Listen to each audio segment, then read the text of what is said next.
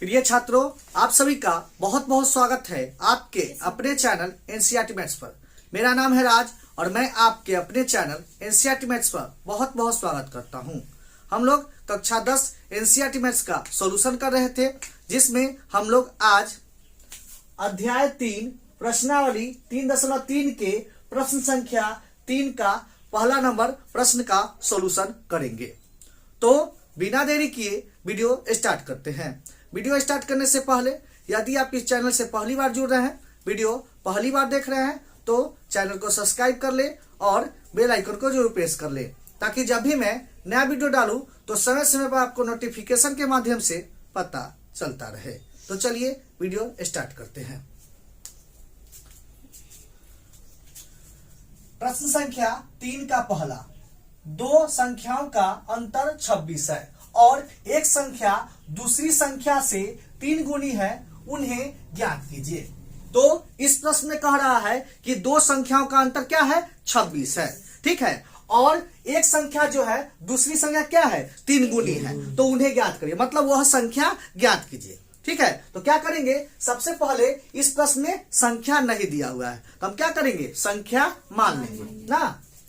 तो हल दिया है, माना कि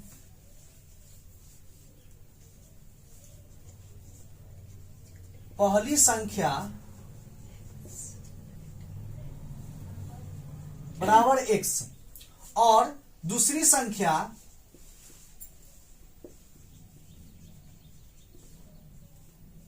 बराबर y। क्या किए, पहली संख्या बराबर x मान लिए और दूसरी संख्या बराबर y। अब चलते हैं प्रश्न से।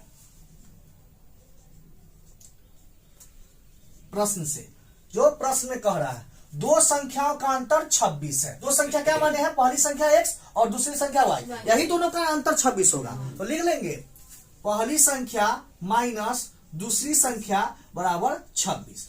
समझ रहे हैं, x minus y equal to 26। दो संख्याओं का अंतर 26 है, तो दोनों संख्याओं का अंतर 26 कर दिए। अंतर मतलब घटाओ, क्लियर है ना। यह क्या हो गया, समीकरण फर्स्ट। क्लियर है, आगे चलते हैं पुनः प्रश्न से। फिर आगे प्रश्न में क्या कह रहा है, और एक संख्या दूसरी संख्या क्या है, 3 गुनी है। एक संख्या दूसरी संख्या की 3 गुनी है, यही है ना। तो कहने का मतलब है पहली संख्या जो है, पहली संख्या बराबर क्या है, दूसरी संख्या क्या है, 3 गुनी है। 3 गुनी कहने का मतलब गुना 3 हो जाएगा।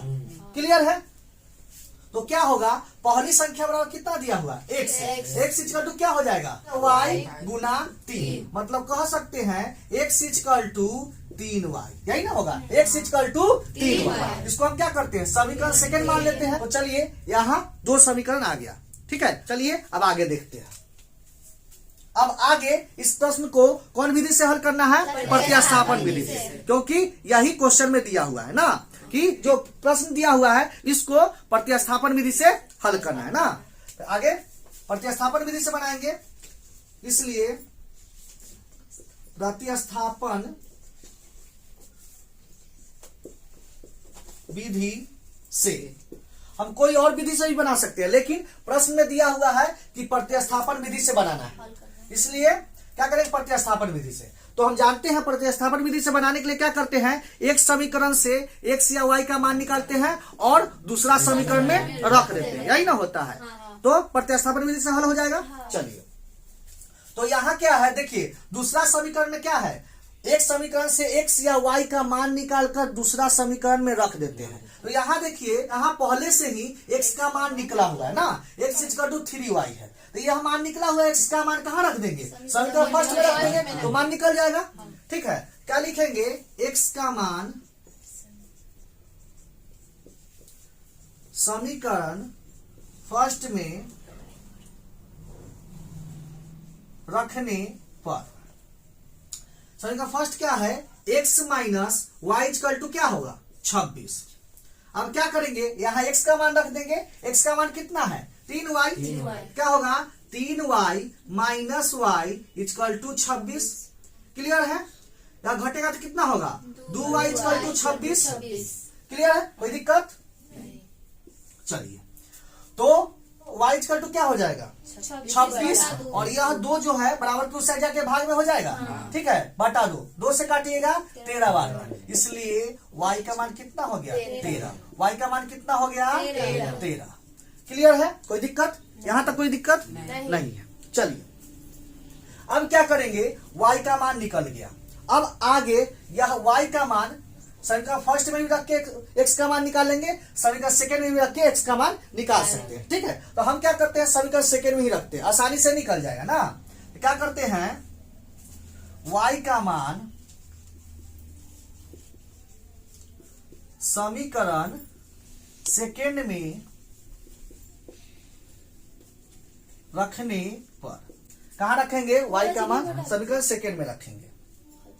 तो समीकरण सेकेंड क्या है, x equal to 3y, 3y। तो x इक्वल टू 3 गुने y का मान कितना है 13।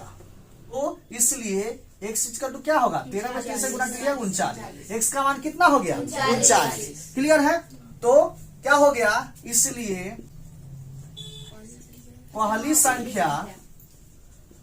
संख्या को क्या माने हुए थे x, और x का मान कितना आ गया 39। तो पहली संख्या क्या आ गया 39 और दूसरी संख्या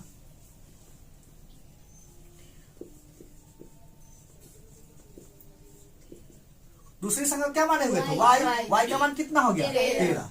क्लियर है, यही मेरा फाइनल आंसर हो गया। क्लियर है, कोई दिक्कत?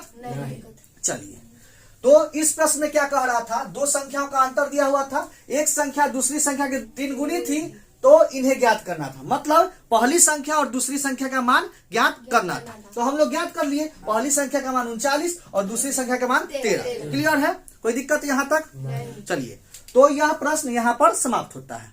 क्लियर है, तो यह प्रश्न यहां पर समाप्त होता है। हम उम्मीद करते हैं कि यह भी प्रश्न आपको जरूर समझ में आया होगा। यदि क्वेश्चन समझ में आया है तो वीडियो को लाइक करें और ज्यादा से ज्यादा अपने दोस्तों के पास शेयर जरूर करें। मिलते हैं नेक्स्ट वीडियो में इसी तरह के नए प्रश्नों के साथ, तब तक के लिए धन्यवाद।